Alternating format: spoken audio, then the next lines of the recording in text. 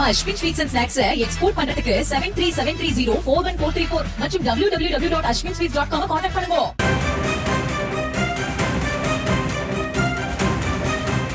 தமிழ்நாடு காங்கிரஸில் பிளவு ஏற்பட்டிருப்பதாக கூறப்படும் நிலையில் அது பற்றிய அண்மை செய்தியை தொடர்ந்து பார்த்து வருகிறோம். விவரங்களோடு இணைகிறார் எமது செய்தியாளர் பாரிகார்த்திக். வணக்கம். இப்ப வரைக்கும் இந்த 13 எம்எல்ஏக்கள் தலைமைக்கு எதிராக போர்க்கொடி உயர்த்தி இருப்பதாக கூறப்படுகிறது. அடுத்த கட்டமாக காங்கிரஸ் நிலைமை என்னவாகும்?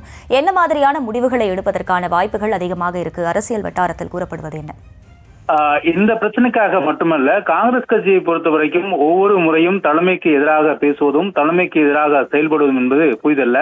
இன்னும் சொல்ல போனால் நிறைய நிர்வாகிகள் சத்தியமூர்த்தி பவனுக்கே வரமாட்டார்கள். அந்த அளவுக்கு இருக்கக்கூடிய கட்சி தான் காங்கிரஸ். எனவே தலைமைக்கு எதிராக போர்க்கொடி தூக்குவதும் தலைமைக்கு எதிராக கருத்துக்கள் கூறுவதும் என்பது இயல்பானதல்ல. சற்று நாட்களுக்கு முன்னதாக கூட செல்வ பெருந்தகைக்கு எதிராக விருதுநகர் நாடாளுமன்ற உறுப்பினர் எவ்வாறு பேசினார் என்பதும், அவர் குறித்து செல்வ பெருந்தகை மேலே உள்ளவர்களே சரி என்று சொல்லிவிட்டார்கள், அதற்கு மேல் அதிகாரம் படைத்தவரா என்றெல்லாம் கூட செல்வ பெருந்தகை பேசினார். அங்கு மாநில தலைவரையே பெரிய அளவிற்கு அவர் கூறிய பிறகும் சில பேர் அவருடைய பேச்சை கேட்காமல் தொடர்ச்சியாக அவருக்கு எதிராக கூட விமர்சனம் செய்ததை பார்த்தோம். எனவே தலைமைக்கு எதிராக காங்கிரஸ் கட்சியினர் போர்க்கொடி தூக்குவது எளிதானதல்ல, இயல்பானதும் அல்ல, இப்பொழுதும் நடக்கிறது தான். அதைவிட முக்கியமான விஷயம், தற்போது அவர்கள் போர்க்கொடி தூக்குவதற்கு முக்கியமான காரணமாக இருப்பது, அவர்கள் நாடாளுமன்ற உறுப்பினராகவும் சட்டமன்ற உறுப்பினராகவும் இருப்பதற்கு அடிப்படை முக்கியமான காரணம் திமுக தான். கள யதார்த்தம் அதுதான் உண்மை என்பதை அவர்களுக்கு நன்றாக தெரியும். BLO 2 முதற்கொண்டு, பொருள் செலவு முதற்கொண்டு, அவர்களை பிரச்சாரத்துக்கு அழைத்து செல்வது முதற்கொண்டு, ஒவ்வொரு சட்டமன்றத்திற்கும் சட்டமன்ற பொறுப்பாளர்கள் போடுவது முதற்கொண்டு அனைத்துமே திமுக தான் செய்யும். காங்கிரசுக்கு மட்டுமல்ல, ஒட்டுமொத்த கூட்டணி கட்சிகளுக்கும் அப்படித்தான் ஒரு கட்டமைப்பை உருவாகி அவர்கள் மூலியமாக தான் பணியமர்த்துவது வழக்கம். அதன் அடிப்படையிலே இப்போது இருக்கக்கூடிய சூழலில் காங்கிரஸ் கட்சிக்கு அதே போல ஒரு சூழல் தான் திமுக நம்பி இருக்கிறது.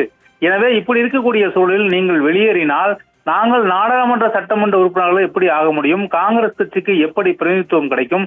எனவே இதை எப்படி நீங்கள் ஏற்கிறீர்கள் என்று பல்வேறு விமர்சனங்கள் முன்வைத்து தலைமைக்கு எதிராக தற்போது அவர்கள் கோரிக்கை வைத்து வருகிறார்கள். மீண்டும் திமுகவில் இணைந்து நாம் பணியாற்ற வேண்டும், திமுகவில் இணைந்து பணியாற்றும் பட்சத்தில் தான் நமக்கான பிரதிநிதித்துவம் கொடுக்கும் என்று இயல்பை யதார்த்தத்தை கள நிலவரத்தை அவர்கள் கூறியிருக்கிறார்கள். அது மட்டுமல்ல, இந்தியாவிலே ஒரு கூட்டணி கட்சியின் கீழ் இயங்கும் இருக்கக்கூடிய கட்சியில் காங்கிரசுக்கு திமுக மட்டும்தான் புதுவை உட்பட 10 சட்டமன்ற தொகுதியில் 10 நாடாளுமன்ற தொகுதியிலும் 18 சட்டமன்ற தொகுதியிலும் வெற்றி பெற்றும் இருக்கிறது. எனவே இதன் அடிப்படையாக வைத்து காங்கிரஸ் கட்சி மீண்டும் திமுகவில் இணைந்து போட்டியிட வேண்டும் என்று அவர்கள் கோரிக்கை வைக்கிறார்கள்.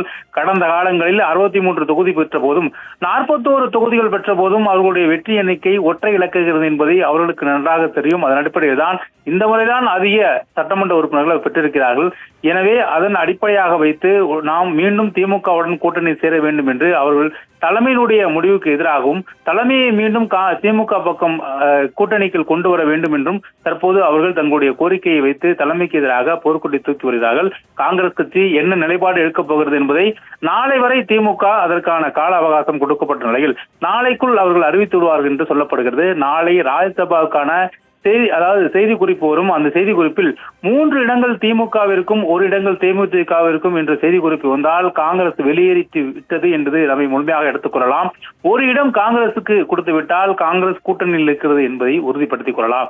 அதன் அடிப்படையிலே இன்னும் சில மணி நேரத்தில் அதற்கான செய்தி குறிப்பு வரும் என்று எதிர்பார்க்கப்படுகிறது. அது மட்டுமல்ல, அதிகாரப்பூர்வமாக திமுக காங்கிரஸ் கூட்டணியில் இல்லை என்பதை அவர்கள் சொல்ல மாட்டார்கள். ஆனால் காங்கிரஸ் கட்சி தங்களுடைய பேச்சுவார்த்தையின் மூலமாக அதை உறுதிப்படுத்துவார்கள் என்று சொல்லப்படுகிறது.